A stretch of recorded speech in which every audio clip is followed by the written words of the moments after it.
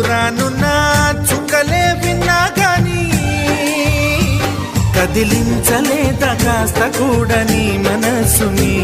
పరదాలు దాటి ఒక్కసారి పలకరించవేమి. అందరినీ ఇలా వెంటపడి అడగాల సరదాగా నువ్వే ఎదురైతే సరిపోదా. నిద్రపోతున్న రాత్రి నడిగా గుటికి చేరిన గువ్వల నడిగా